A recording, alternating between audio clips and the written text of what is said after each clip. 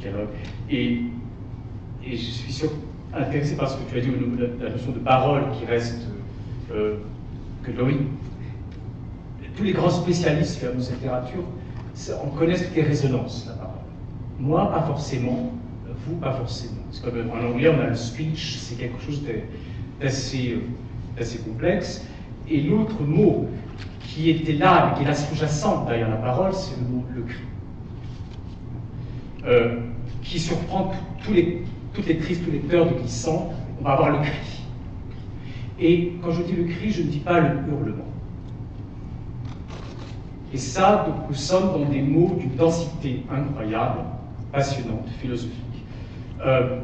Et il y a une petite phrase, là, chaque page recèle une phrase, je m'en supplie, mais comment le cri du monde devient parole.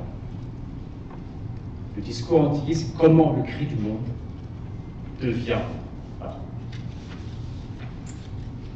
Moment de conscience, etc. Tout ce que vous avez dit sur ce discours. Mais sans entrer dans des... toujours avec le cours, toujours pour échapper à tout un système qui est partout, qui est là, et qui est lié aussi à la matrice temporelle du discours, qui est quand même les années 70. Une période éco-négative, destructive, et qui est là partout, chez toi, mais dans plein d'autres aussi. Je voudrais pas trop parler parce que le discours est le discours antillais. Donc on va parler du discours, mais aussi le côté antillais. C'est encore assez unique. Jean nous dira que Fanon et d'autres avaient pensé à cette fédération des Caraïbes. Il parlait, il y a une fédération qui a existé, une fédération qui n'a pas duré très longtemps. Mais il y a aussi ce rêve d'ailleurs du discours. Un rêve qui remonte à très longtemps.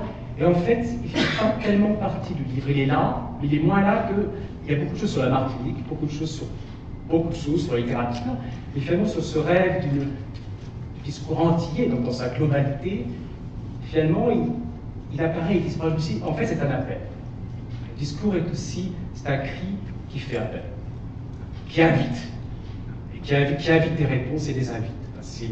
Et depuis quelques années, j'ai découvert ce poète que vous connaissez et que Glissant aimait beaucoup, Michael Smith, qui, au moment même, à l'époque où Édouard finissait le discours, dans les 79, 80, où il mettait en route, où il assemblait tous ces éléments dont Jeanne et Raphaël parleront, et il y a tout un mouvement il y a d'autres cris qui résonnent, qui sont là. Et Michael Smith, un des co-inventeurs du dub poetry, dit quelque chose que je voudrais vous dire. Moi, me taire et donner la parole à une parole et un cri.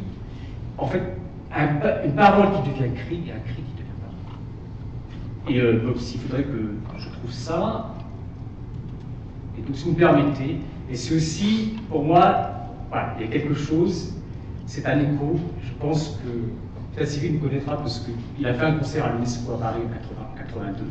Et c'est au même moment ça c'est un documentaire de la BBC